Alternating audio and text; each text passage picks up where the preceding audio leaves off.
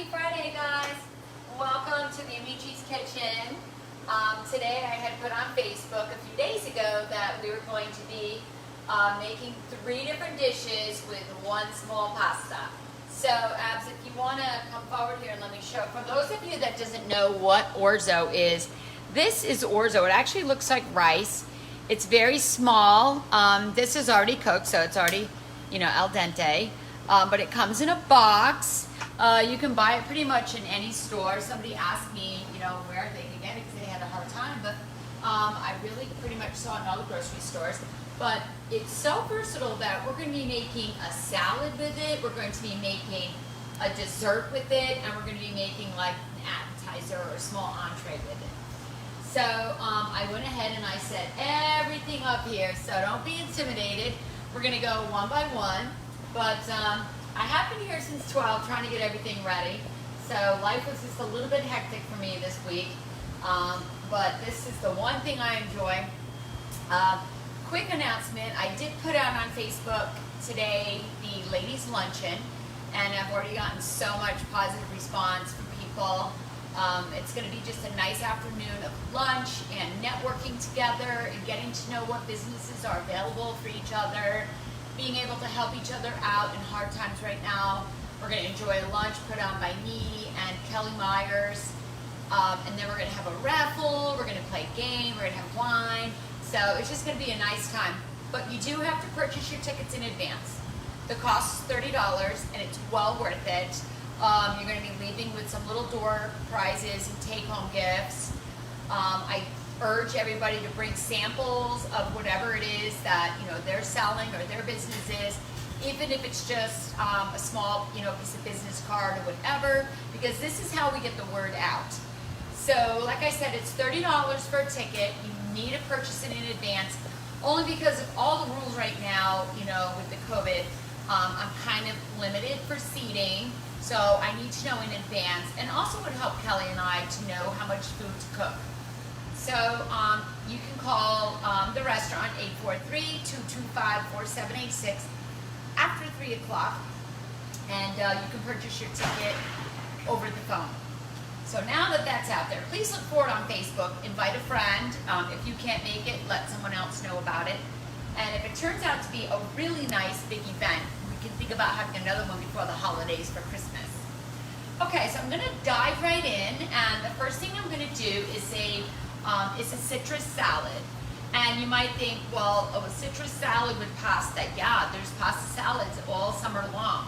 So I went ahead and this is how easy the ingredients are for the actual salad itself. It's just 1 box of orzo that's cooked, which is this. It's actually a pound. A handful of arugula. You don't have to use arugula. I happen to love it because it's peppery. I love the flavor of it. I eat it ever. Oh, you could use kale, you could use romaine, you could use spinach. We're going to do little cherry tomatoes, corn, red onion, and cranberries. And that's it. But the real surprise to this is going to be the dressing.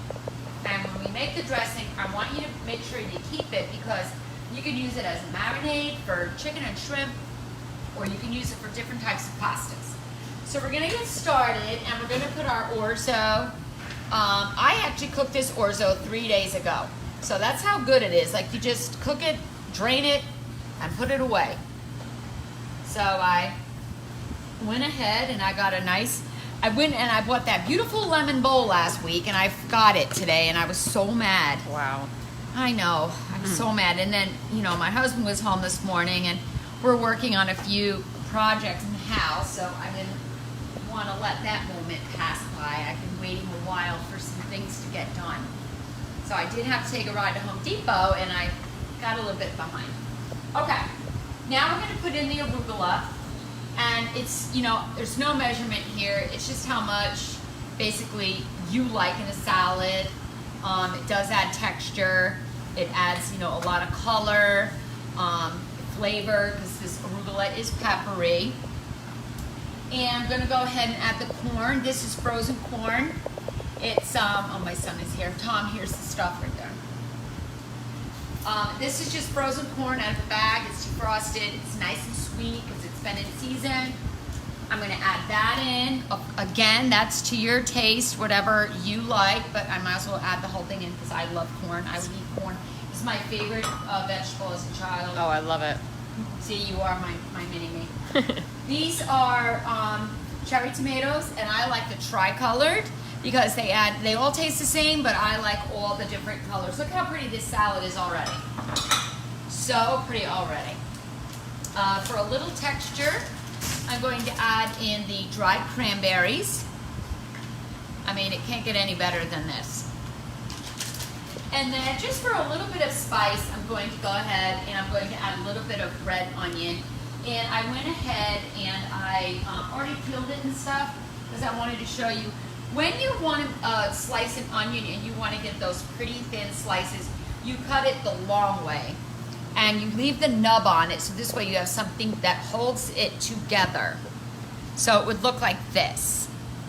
So when you slice it, you get those nice little long rings like that. So you want to cut it, this would be the onion, you cut it in half, and then you get the two halves.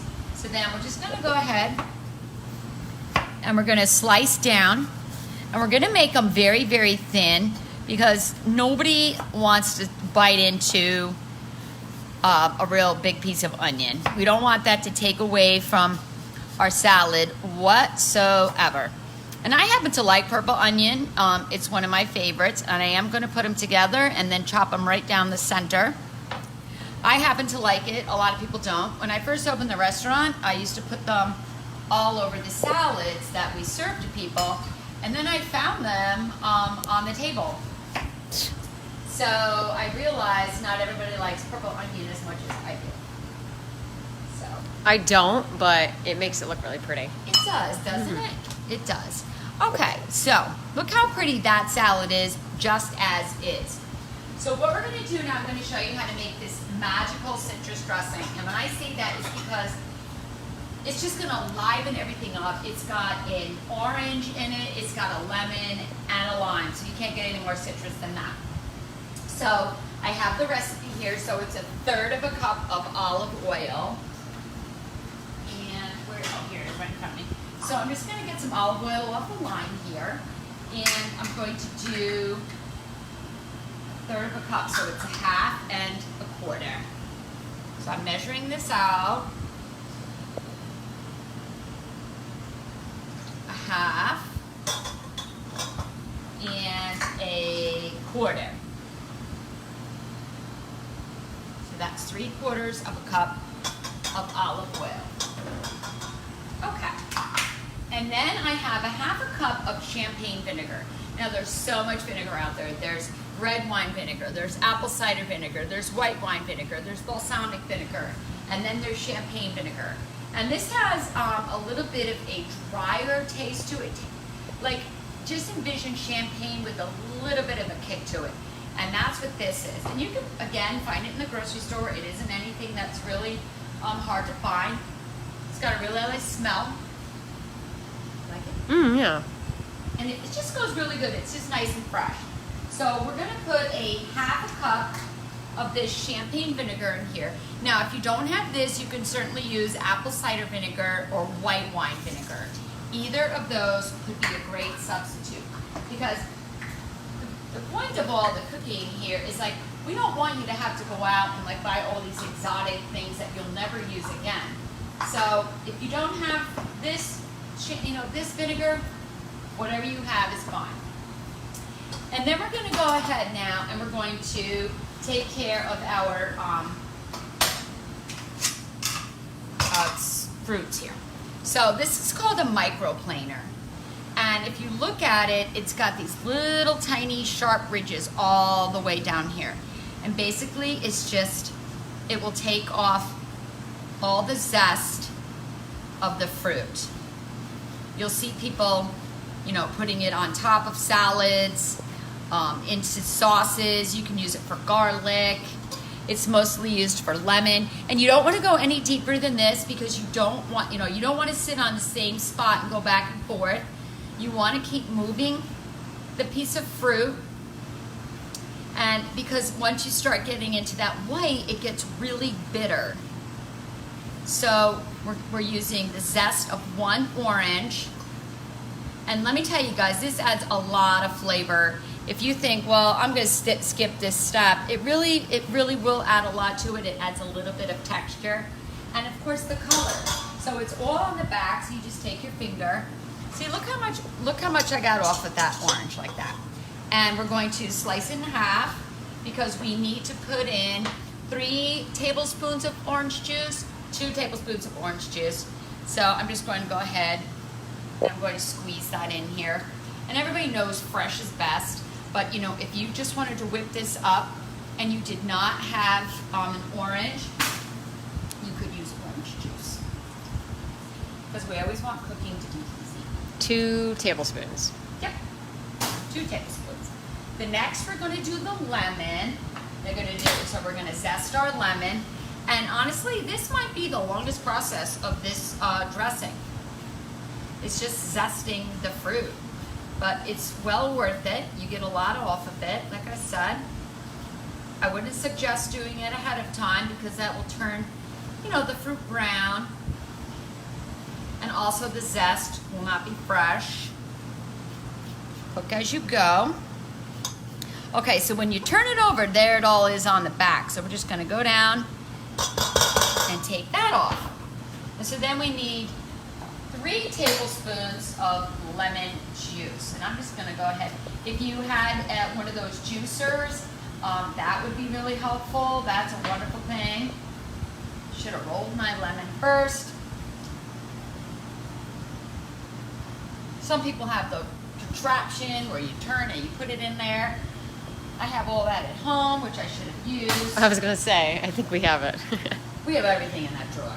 I have so many like utensils and all. We call it the junk drawer, but it's really not. Whenever I need anything. Okay. No, get a workout in. You're right. It's good for those pecs in here. Okay, and we have one more. And the lime, I'm going to roll it first. Just learn from the lemon. Okay. And the lime is going to add a really pretty color in here because right now everything is orangish color, and it's gonna look really pretty with the green specks in it. And then once we whisk this up, it's going to be delicious on top of that. And like I said, you could marinate shrimp in this. This is a good salad. You could put take chicken breast, roll them up, put it on top, and it's a complete meal. You got veggie in there, you got fruit in there. It's a good meal. It makes a lot, so you can bring it to a backyard barbecue. And see, on the back is all of the lime zest.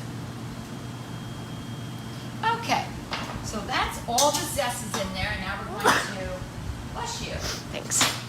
put the lime juice in. Keep this nice and juicy. And then this one. Alrighty. I smell it. And now we're going to whisk it up. Really good because we need to emulsify it.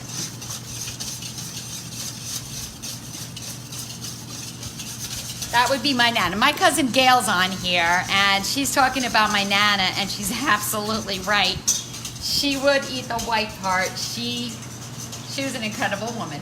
Oh, Nana? That's Nana. The woman who would purposely burn her popcorn? And eat it burned. She loved burnt toast. Yes, you're Nana. Yeah, what a palate. She made a heck of a meatballs and sauce, though. Okay, so to this, I'm just going to add a little bit of salt and a little bit of black pepper. And it is done. If you were to put it in like a little hand blender, it would get like really creamy. And so we're just doing the best we can here with our hands. I can feel it in my arms here. Getting a little bit of a workout.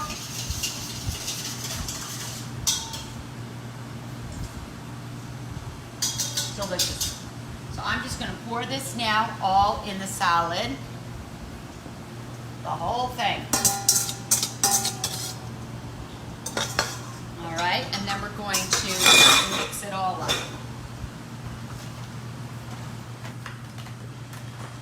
Yeah, my Nana, she was quite the cook. I think she would have been pretty proud of me today. When I first opened the restaurant, I used to bring her pot in here and I used to have it on display because she used to make the spaghetti sauce at her house on Sundays. And then she used to make up these little English muffin pizzas that I still love to this day. After church, we would go there. She was a wonderful, wonderful Christian woman. And she gave us a lot of wonderful memories. All right. So let's see. We're all mixed up here. We've got everything. Look how pretty that is. We've got our onions. We've got our cranberries. Want to try a little bit? Yeah. All right. Let's get a bowl here. Let's try to get everything on there. So look how easy this was, guys. A nice summer salad. And we need an onion and a cranberry. Ready? All right. So this is our orzo citrus salad. Sorry, I'm one-handed here. I know. Okay. Oh, God. It's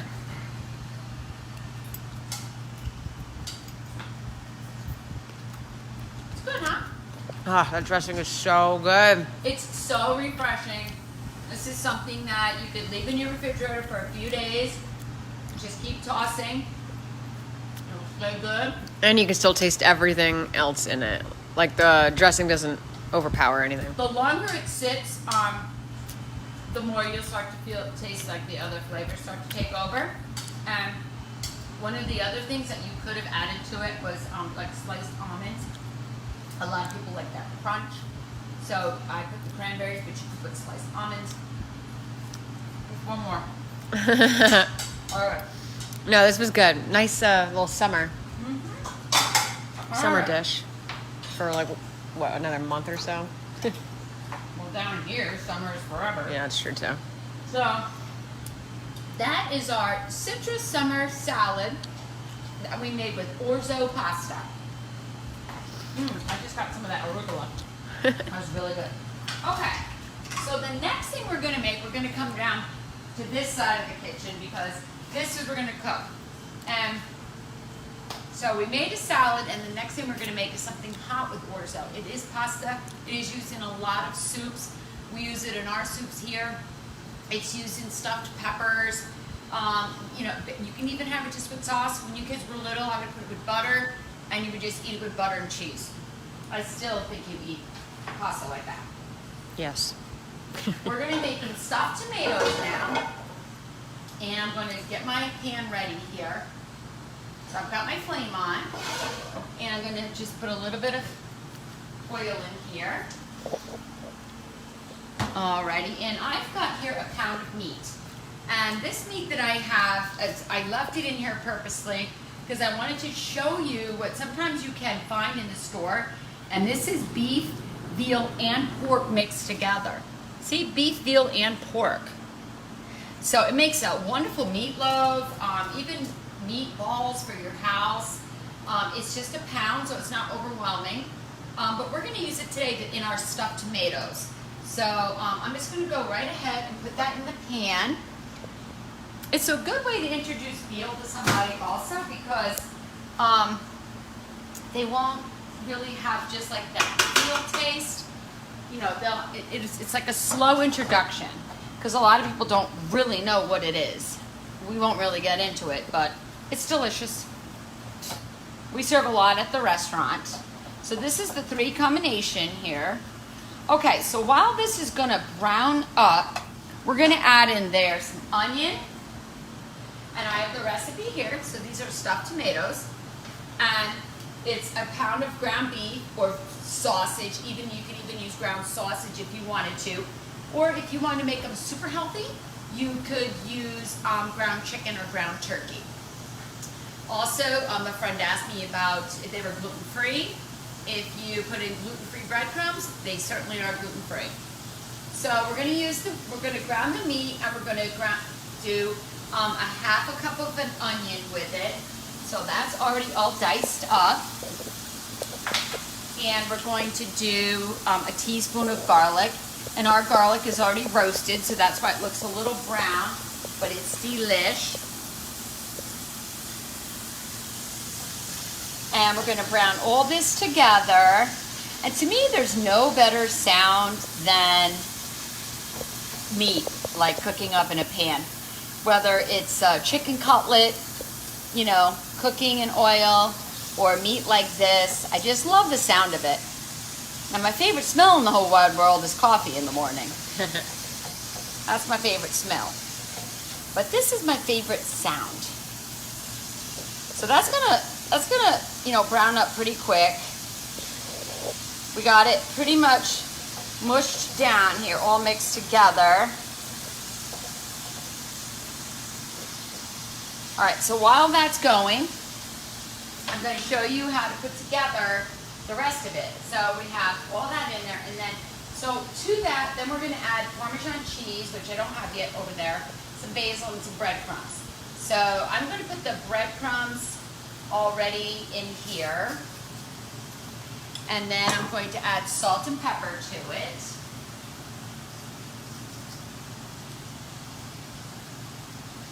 Okay.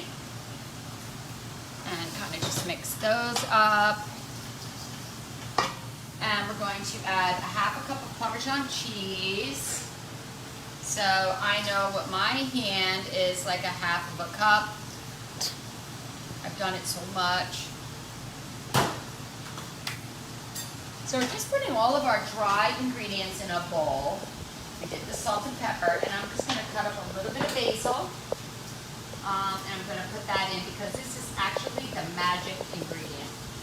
Because we can put in, you know, all the breadcrumbs, all the cheese you want, but it's really the basil that is going to bring this dish to life. And what I did ahead of time for you guys is I went ahead and I cut up my tomatoes. Now, these were Roma tomatoes. These are what we had available at the restaurant today.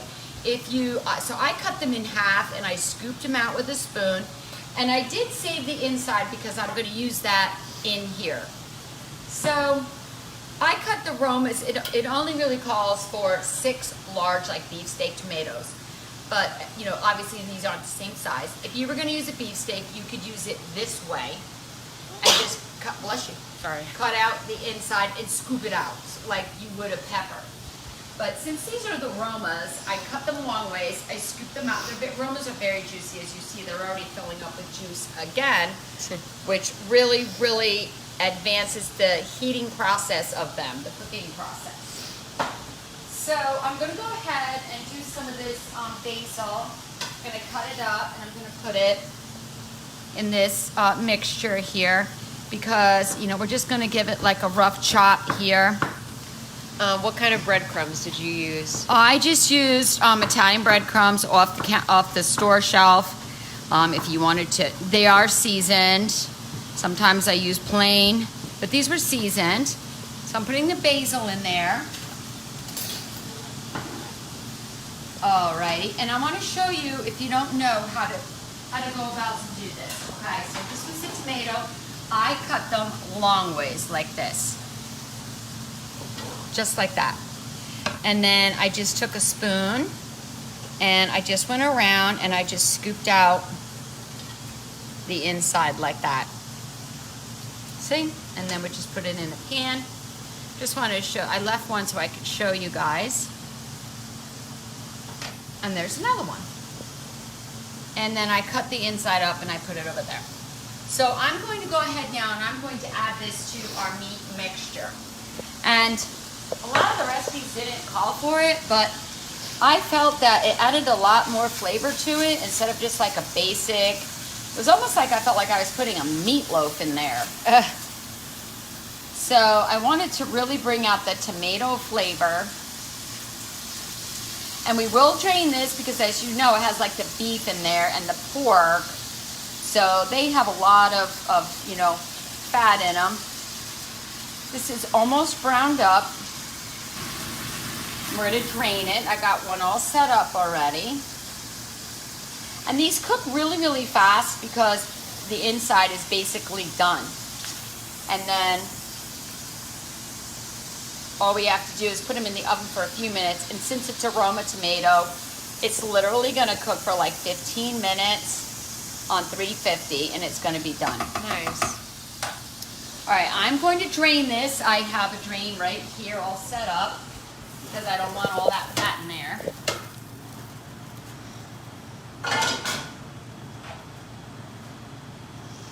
And I'm just gonna go ahead and push it through here. While it's draining, I'm gonna go ahead and I'm going to get 1.5 cups of cooked orzo. So I went ahead here and I cooked it already and I cooled it down. I rinsed it with cold water and put a little bit of oil on it so it stays nice and light like this. Otherwise, this would be a brick in here if I didn't. So I've got 1 cup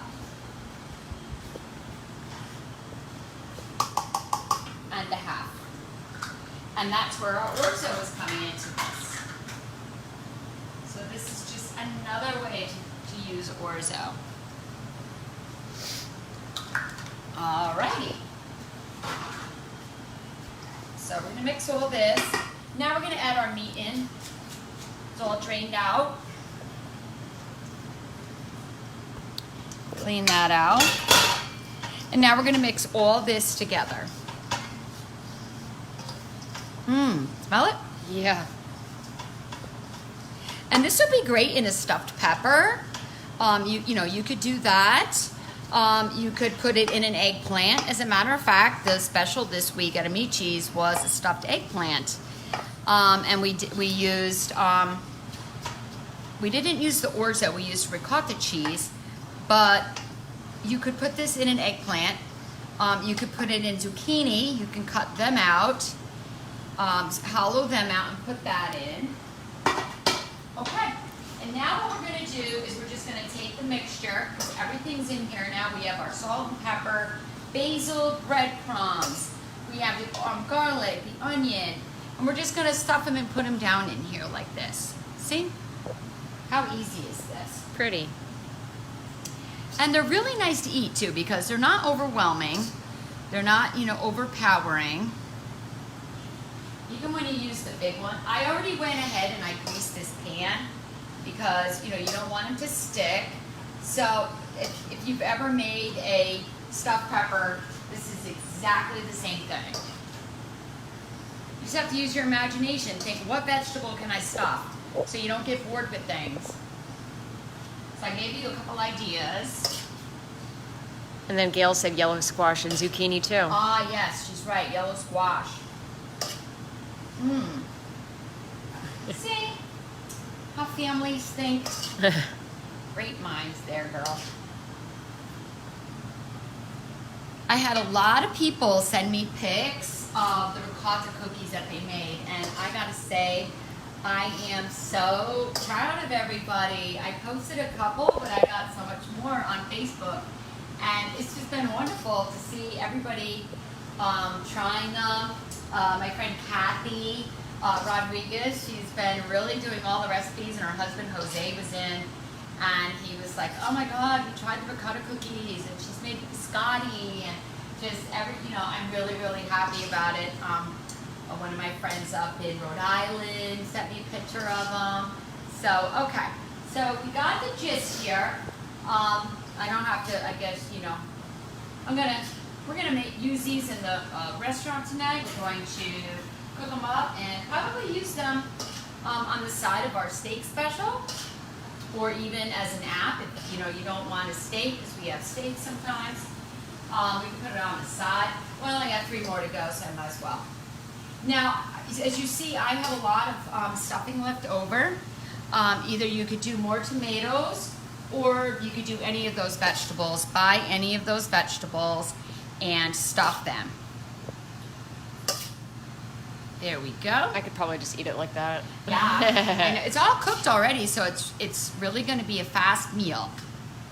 Okay, so these are all done. They're all in the pan here. See that? Look how nice they look. Nice. And I'm just going to take some mozzarella now, and I'm going to put them on the top of each one. And we put them in the oven And they're gonna bake pretty quickly. What did we say? 350, 15 minutes? Yeah. I did them when I got here. I usually bake things at home, but my husband was home this morning, so my life was just a tad bit different. A good different though, babe.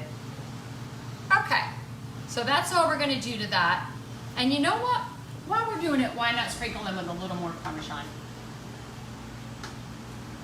I don't know anybody that doesn't like cheese. Okay, I'm gonna put them in the oven. I've got some finished right here. Now these came out of the oven earlier, so I've got one for you and one for me. Well, thank you. Of course. You're my tasting buddy.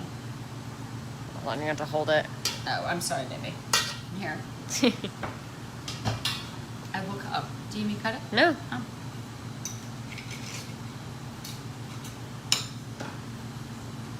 Now, look how soft the tomato is. Like, the tomato is really soft.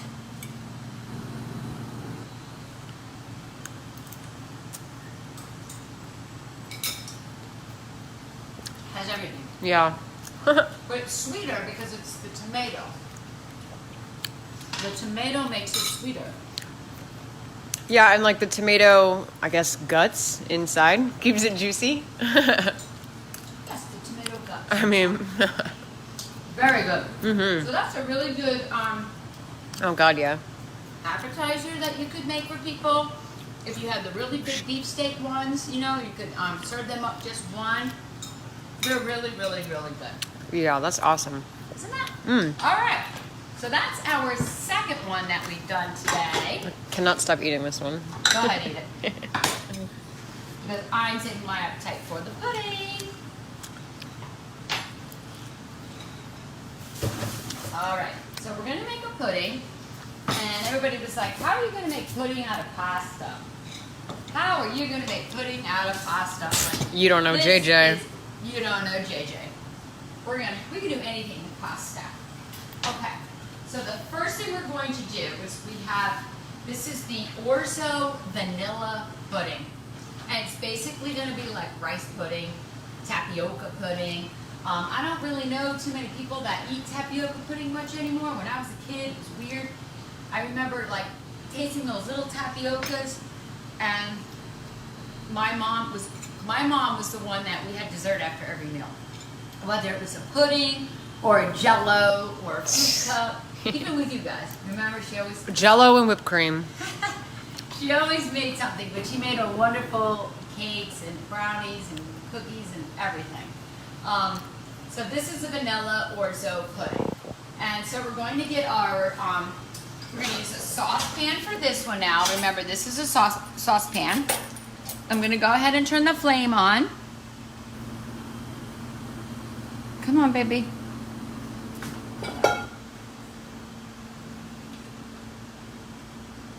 There we go. All right, so we're going to turn that flame on. And what we're going to use for this one now is uncooked orzo. Uncooked.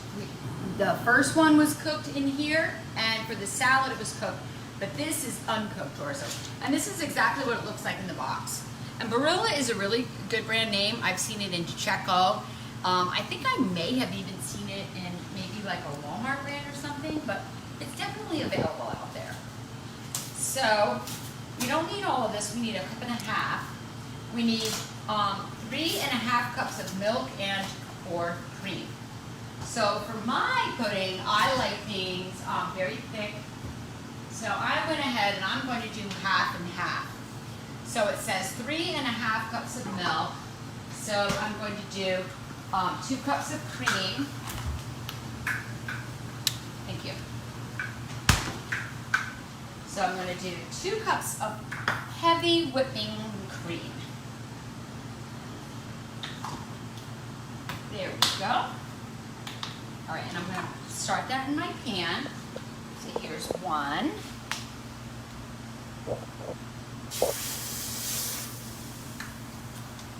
And here's 2. Now this is not a dietetic pudding, okay? And then I'm going to do 1.5 cups of just whole milk. So there's the 3rd cup. You still eating that tomato, huh? Mm-hmm. And now we're going to do a half. So altogether, that was 3.5 cups of the liquid. Okay, move this out of the way. And we need 1 cup of orzo, now the uncooked orzo. So what we're going to do here is we're just going to try to pour it out the best we can into this cup. Yep, I got it.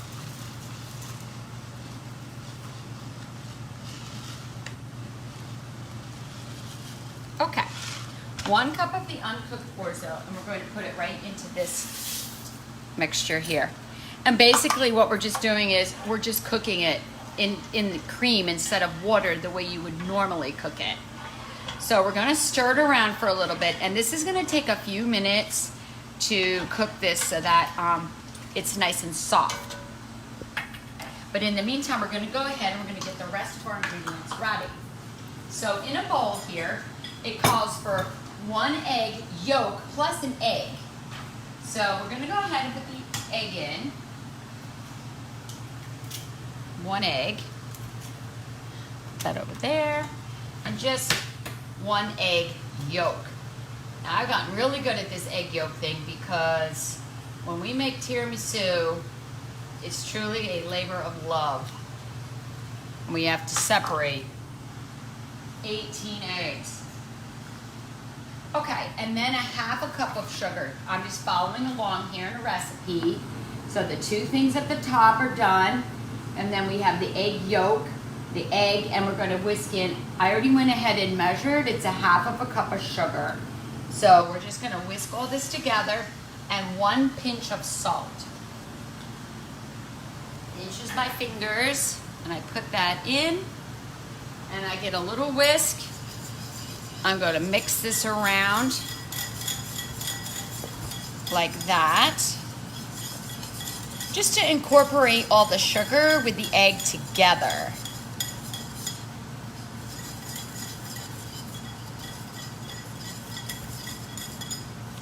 Rice pudding is one of my favorite puddings. I absolutely love it. I never really take the time to make it. So I'm hoping that this comes out really, really good. So that's all done. And we're going over here, we're gonna turn this flame up. We're gonna get these to cook down. And as soon as they're just a little bit al dente, this is gonna be ready. And we're going to add that pudding mixture into this. So, does anybody have any questions for me? No. Everybody's just following along. Maybe I could say hi to some people. Hi, Dawn. Dawn Waters. Oh my gosh, girl. I haven't seen you in forever. And there's my friend Bianca. Bianca is right from Italy. And when she loves my recipes, it just makes me feel so happy. There's my brother, David Rivera. I love him to death. Allison. Christine, aren't you on vacation right now, girl? There's Tina. And Phil Challen. Hey. Oh my God. Phil and his wife, Jennifer, are just such lovely people. And Joanne is watching. Helen. Hey, Helen. How are you? Haven't seen her in a while. So this is already starting to get thick. The perks of being the camera crew. Oh, yeah. David's telling Abby that's the perks. Being the camera crew. So, all right. So this is already getting thicker and our pudding is getting softer. It's just going to take probably another minute or 2 of this stirring constantly. Everybody knows when you make pudding, you can't walk away or you will burn the bottom. And once you burn the bottom, it's no good. You got to start over. So I'm waiting for my friend Beth to pop up on there. Is she popped up on there yet? Not yet. Okay. Well, she'll be in tonight for dinner. It's been a wonderful experience meeting so many lovely people through the videos. It's been great for the staff because they're getting so many new customers in. And I just feel really blessed by everybody. And I wanted to let you guys know, we always have something going on here. I'm just not the type of person that could sit for 5 minutes. I went ahead and I had these beautiful canvas tote bags made, and they have the Amici's logo on it. So I'm going to be raffling some off at the ladies' luncheon, and we're going to put in it just a few cooking items for you guys to take home, because we're asking everybody there to bring a sample of what their business is so that everybody can see. And even though you'll be sampling our food that day, I still wanted you to take something home. And then I also, in the works, which I went ahead and I already did, is I had, since I love to wear a different apron every day, it's almost like a workout thing for Abby. Abby works out every day in the gym. And when she gets new workout clothes, it's just like renewed. Yeah, a little motivation. A little motivation. So, I mean, I have a million aprons and I love it. But I have really dirty ones that I cook with here, really old ones that I cook with here, my old faithfuls. And I'm probably going to be giving a couple of my aprons away at the ladies' luncheon. So I'm going to also let you guys know that we have a line of Amici's aprons coming out. So they're going to be plain black, because that is the best color to wear when you're cooking, unless you're a baker or a pastry chef. You know, then you look like you've got white all over you. And then they're going to have the Amici's with the lips and everything on there. So we've got a lot going on. We've got a lot of things for our viewers. Okay, I'm going to take a little bit of this out and I'm going to see if it's done. And the only way is to taste it. Yep, boiling away here, so it's done. So now I want to take the cream and I'm going to bring my flame down to low simmer. And I need to slowly add in the eggs, because if I put them in now, we will have scrambled eggs. When's the luncheon? I don't even think you said the date. 26th of August. It's on a Wednesday. It's at 12 o'clock. My other daughter already cleared her schedule. She is a stylist, so she's going to be bringing some hair products, and she's going to be having her business cards. So if anybody would like to make appointments or hasn't even heard of this brand new salon, this is the point of it. Everybody's going to get a chance to introduce their business. So she already cleared her schedule, and she will be coming to that. Okay, so let me just remix this up a little bit, because I went ahead and let it settle. And I'm going to go ahead now and I'm going to slowly, I need the whisk, drizzle this in. And this is how you make homemade pudding, guys. This isn't the pudding that you get in the box. Nothing wrong with those, though. They make a badass chocolate pudding, I must say. I love it. But this is going to be the real deal.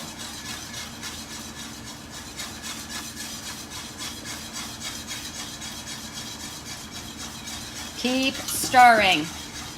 You are getting a shoulder workout today. I am. See, cooking is actually good for you. Yeah. And then you eat it. Well, that's okay. You gotta eat the fruits of your labor. It's already thickening up, and that's what you want for a pudding. You want it to be nice and thick. Do we have a spatula around? Right here, no. You know me and my spatulas, because look at all this that's left in here. Oh, yeah. Can you do it or no? Oh, God. You can do it. I'm trying. I have one hand. And it's your left. I know. Perfect. Is that good enough for you? Yeah, it's all right. I'm the type, like, I gotta have every part of it done. No, same. Okay, so this is looking, oh, it smells so good. And all it is the cream and eggs and the sugar at this moment. It's not even the vanilla and the cinnamon, which I'm getting ready to pour in here. All right, so I'm keeping whiskey, and I'm going to put in a teaspoon of vanilla. This is where you can use your own imagination, and you can put in any flavoring you want. If you want to put in orange, you can put in orange. If you wanted to do it a different, you want to do almonds, you can do almonds, because that's my all-time favorite. But this is just going to be a vanilla and a cinnamon. And then I'm going to sprinkle a little bit of cinnamon in there, and that's going to enhance the vanilla. Smell it? Mm-hmm. Now, everyone knows the best way to eat this is obviously going to be cold, but Abby and I are going to sample it when it's a little bit warm here. All right. We're leaving that on a very low flame, and I'm just going to scoop out a little bit and put it in this bowl out so we can taste it. How's that? Okay.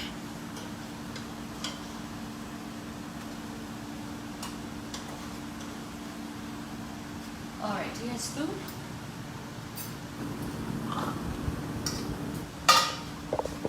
Steal this one. Okay.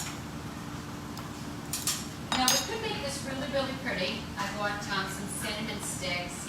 You could put it all in a cup like this. We'll go ahead and we'll do the whole effect. David wants to know where you purchase your pots. I purchased them with the restaurant.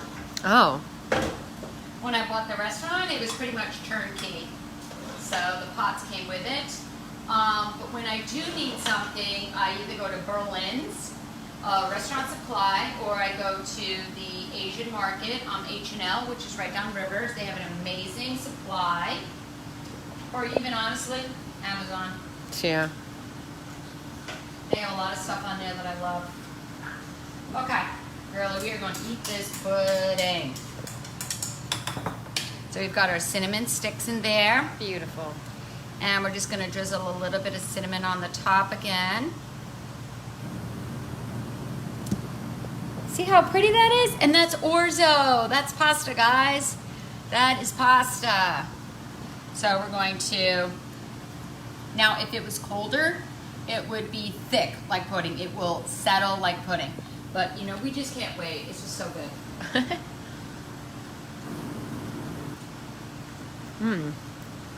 Oh God. I was nervous about this. Were you really? I do not like rice pudding, but this is delicious. Guys, I'm telling you, this is a hit. Yeah. It's hot still. Yeah. So if you put the rest of this in a cooler and let it thicken and become that rich, creamy custard with this cinnamon, it is off the chain. Oh, I'm dripping. My God.